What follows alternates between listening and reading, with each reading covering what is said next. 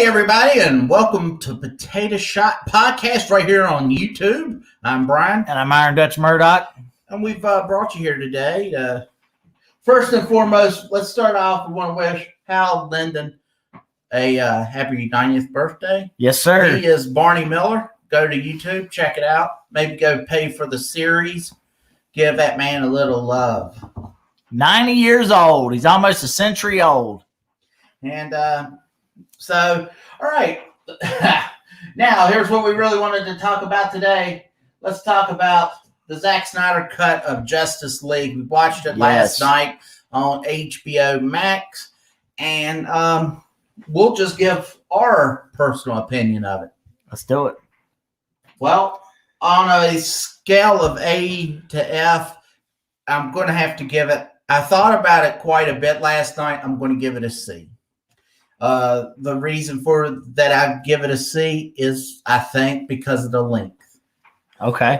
4 hours was very long. And what I would be really interested in seeing is, I know when Zack Snyder came along and he got to do his cut, he added things to the movie. What I would have really liked to have seen done would if he took the script that he had turned in and was approved by Warner Brothers. I want to see that script, not the one with Martian Manhunter flying in or a Green Lantern. What did he had? I would have liked to have seen his original story. Right. Yeah. Now I would say I went into this with very low expectations because the one that went to theater was so god awful. I think arguably probably one of the worst superhero movies ever made. Anyways, but I've got to be honest. I give it a high B. I'm gonna ding it for the runtime as well. It's over 4 hours, and yes, he did get the opportunity to go in, and he really fleshed everything out very nice. The story's good. He did things are more in line. The villains, the fight, because in Josh Whedon's version, if Superman hadn't shown up, there wasn't anything the other guys could do for Steppenwolf. That's not the case in this movie, and they were having an impact with him. Superman showing up just made it easier for them to defeat him. But I've got to be honest. I mean, I think that the reason that DC or Warner Brothers gave Zack Snyder the opportunity to come in and put together this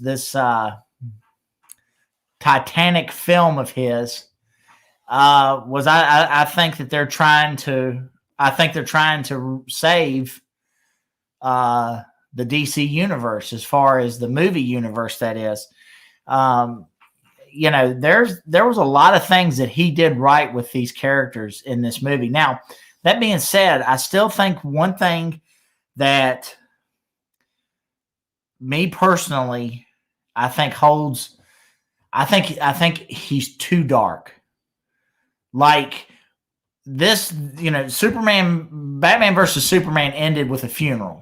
Okay. And this movie picks up right where that movie left off. And basically you spend the first, hour and a half mourning.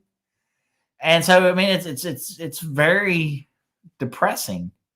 You know what I'm saying? The story supports it. I mean, he's telling a very good story, and he's making these characters. I mean, he's building them correctly.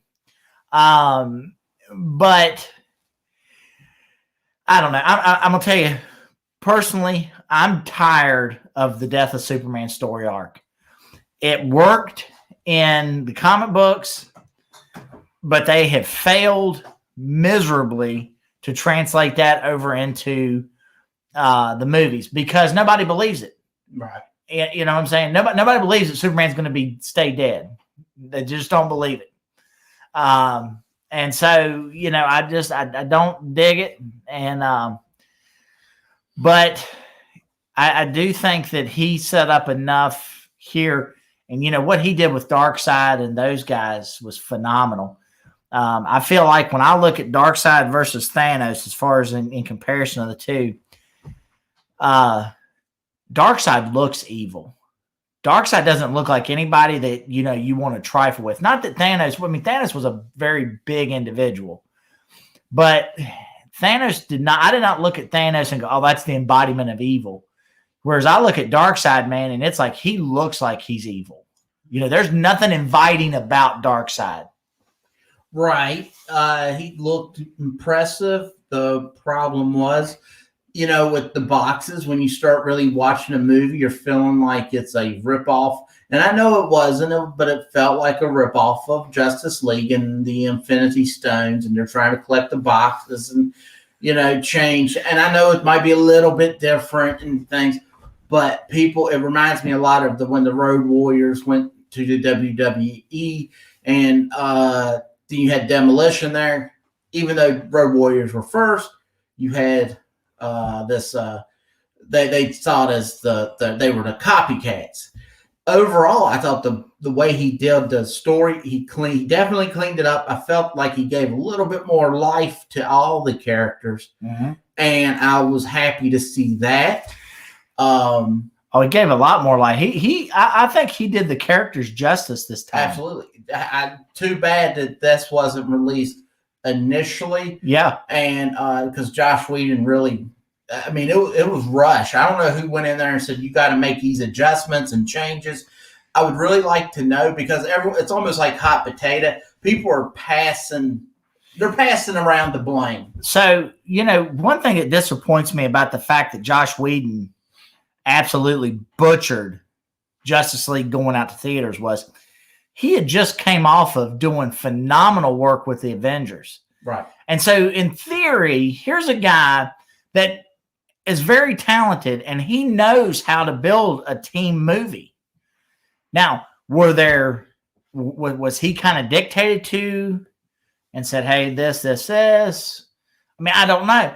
I really don't want to start like conspiracy theory stuff that he went in and deliberately made it bad so that Marvel could, I don't want to go down that road, because at the end of the day, Josh Whedon's putting his name on this. So it's like, why would you deliberately put a turd out? You know what I'm saying? I don't think he deliberately did that, but I think someone had their hands in.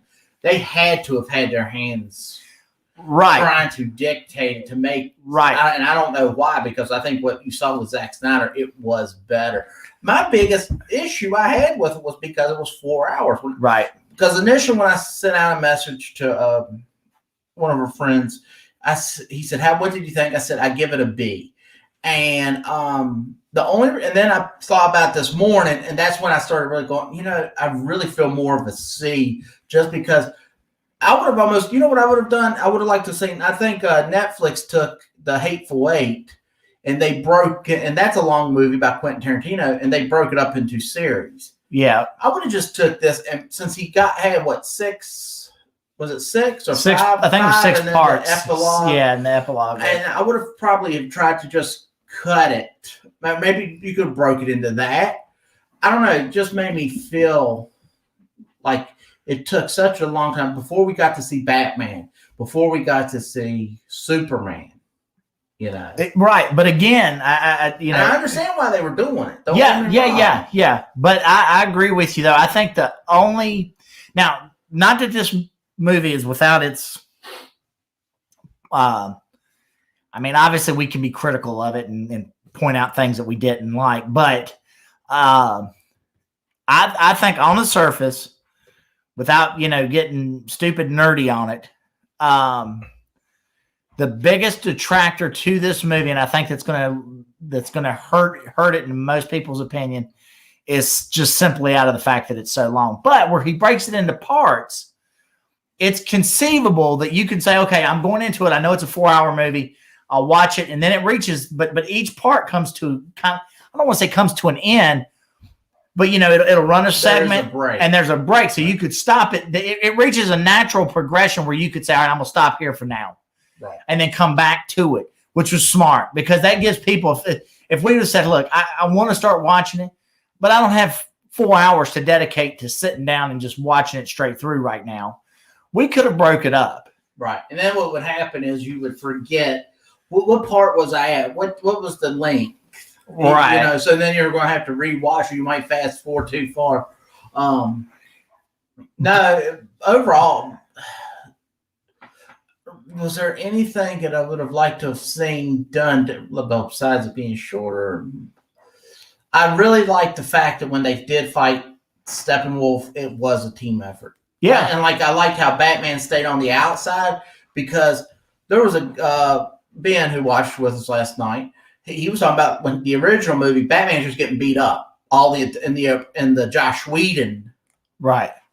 Batman couldn't do nothing against Steppenwolf.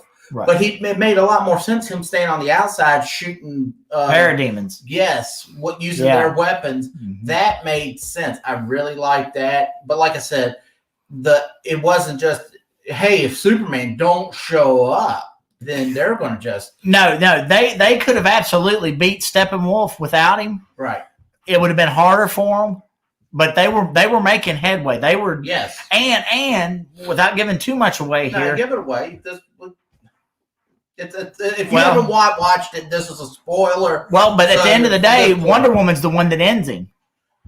Yes. You know what I'm saying? I mean, yes, Superman beat him all, to pillar to post, but Wonder Woman's the one that was the final nail in the cut. Yeah, she was the death blow for Steppenwolf. So, absolutely the team had the ability to defeat, which is good because I always thought, well, what good are they if they're fighting these interdimensional characters, but they can't do it without Superman? Because what happens if a character comes along and ends Superman?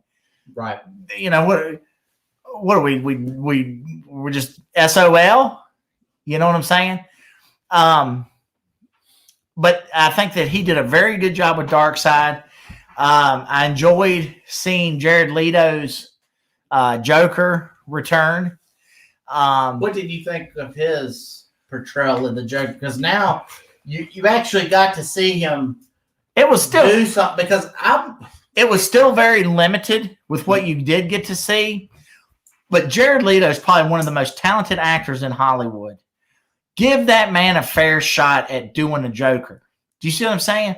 Because with Suicide Squad, he was a supporting character. You never really got to see him get going with it. Okay, right. And then with Snyder Cut, you see him there at the end. He has a very entertaining exchange with Batman. One thing that was noticeable to me, I don't know if you picked up on this, the tattoos on his face were gone. Oh yeah, that's definitely noticeable. Yeah, they and I can't speak to the rest of his body. Now I know some people that alienated some people. They didn't like the tattooed Joker look. Right. But my thing is this: if he's truly crazy and stuff like that, he's gonna do all different types of things. So to see him with tattoos was not a shock to me. You know what I'm saying? It's like, he's batshit crazy, but he will not tattoo his body. I mean, right. I don't necessarily think that would be off limits to somebody with the mentality of the Joker. You know what I'm saying? Just because of the shock and awe of it. Well, you also, when you look at the Joker too, I always let everyone have their opportunity because we can sit here and criticize Joaquin Phoenix's Joker with the makeup, because that makeup that his Joker had did not look like the one from the comic book or any of the comic books, to my knowledge. Correct. That was they took liberties there. When I look at him, when I look at Jared Leto, or when I look at everyone plays it, from I guess with Cesar Romero on up to Leto, since he's the last one to really play him. Just give me your take. Yeah, but he's a good actor, so in turn, I would have liked to see him a little bit. Well, at the end of the day, when they did Suicide Squad, he was the one they were showing that was the one that got everybody excited. I mean, yes, people were excited about Harley Quinn appearing, but people got even more excited about the fact that Joker was in it, and you were going to see some Harley Quinn Joker action. Right. And actually, that dream state I thought was a lot more entertaining to me. I it agree. kind of got me excited. I would like to see, because once again, I've just read that Zack Snyder has something after Justice League 3 in his ideas. There was talk of him doing a New Gods movie. I heard you say New Gods earlier. Yes, that's right. And, well, that's where Darkseid and all them are. Right. And yeah. I liked how they brought Deathstroke back and how like he was in the dream sequence with Batman. Right? Yes. And or I guess yes. And yes, he was. But I like the idea that they brought Joker along, that they were the ones who brought Joker along. Yes. You know, so Deathstroke, because Deathstroke's like, well, you sure it was a good idea to bring him along. Right. And so in turn, it would be kind of one of them numbers where it's like, I'd be interested just to see what his idea was. But, you know, once again, he's laid some really, I mean, and then Martian Manhunter was in it. He has definitely left you wanting more. Yeah, and that's the sole intent of these movies is to build. Correct, and I think another intent should be, which Whedon dropped the ball, or whoever had Whedon do it. You did not like Cyborg in that first one was useless. Yes. He was just there. Yes, to be a toy, and but now it's like, okay, the guy did a good job at playing Cyborg. I mean, I'm not crazy about the character itself, but he did he gave it life. Yeah. It reminded me a lot of like Thor. Well, I thought Thor was better in the Avengers, but you know, sometimes you need to let them have some little bit more time to breathe, so you get to know who the characters are. Yeah. You know. Well, you know, it's funny because Cyborg started off as a Teen Titan. And, you know, there's the different variations of him. He's went everywhere from Teen Titan to now he's, of course, Justice League. But, you know, and then, of course, you know, there's been a Cyborg that was on the Doom Patrol series. Right. So, you know, he's kind of been all over the map, you know, with what he's doing. But they actually gave Cyborg, just like with the Flash, they gave the Flash the ability to, you know, for you to actually see and get to know these characters. Yes. You know, and then I think they did a good job giving Jason Momoa, giving his Aquaman more screen time too, because, you know, he makes Aquaman cool. He does. And, you know, they all did very well. I felt like in Joss Whedon's Justice League, I felt like Batman became kind of the butt of the joke. And that was not the case in this. In this one, he seemed like the leader of the team. Correct. You know what I'm saying? And he was never the butt of a joke. Yeah. But everything I thought the story was 100% better. And I wish this one would have been released back in 2017, 2018. Yeah. Maybe, and we wouldn't be sitting here going, you know, DC's in such a turmoil, because I think once again, I would have liked to know how much of the story was added and how much was, what would we have seen had it been released at the theater? You know, I guess, but when he got $70 million to add more footage and more bring people back, the only thing that I did hear that Ben was talking about was he's saying how Batman or Bruce Wayne at the very end when he gets woken up by Martian Manhunter, and he's like, here in the Whedon or in the initial filming, he was jacked. He was it was very noticeable that he's you know, an everyday man body. Yeah, he's physically fit, but he was definitely not the steroided up jacked Ben Affleck that everyone. You know, and I didn't. And you know what? I looked at him and I thought about it, but I didn't really put. But when he said it, you saw it in his shoulders. Because his shoulders were really narrow. His face was thin. Yeah. Too. Yeah. And so in turn, it's definitely not just, you could definitely tell. But I was cool. I think he's one of the best Batmans.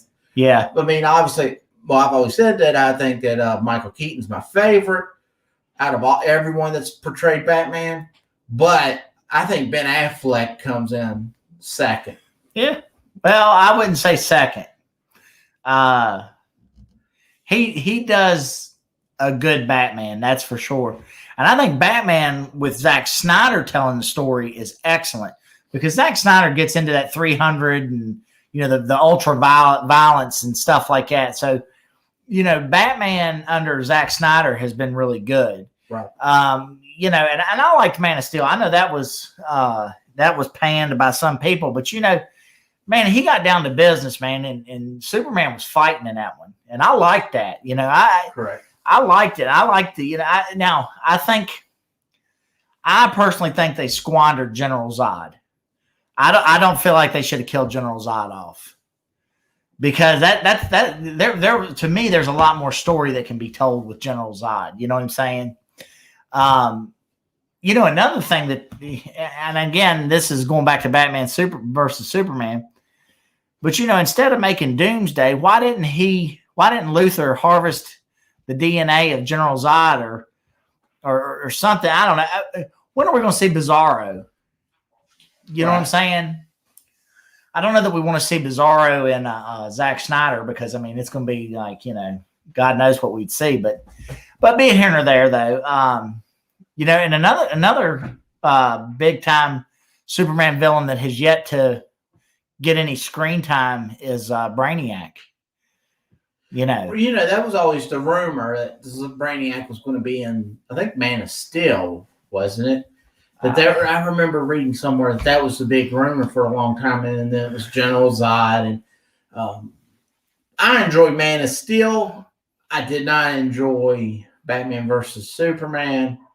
I thought, because they put two stories together. I think Batman versus Superman started off really good.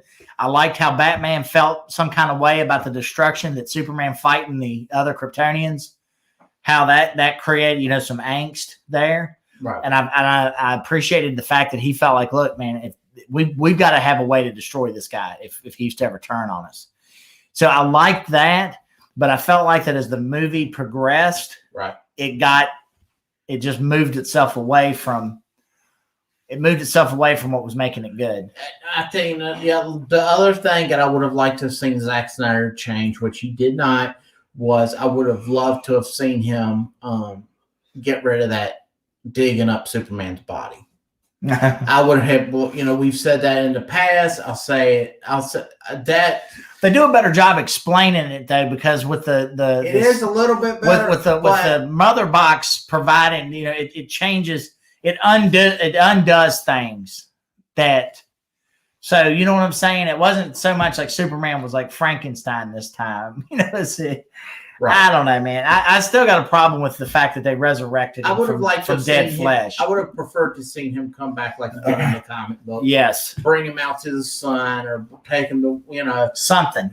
Whatever. Because there were robots on the ship. Right. You know what I'm saying? So like you said, why didn't one of those have a protocol or something, like if he was ever injured down to a critical mass that he would, retrieve him and nurse him back to health or something. I don't know, but something could have been done better than that.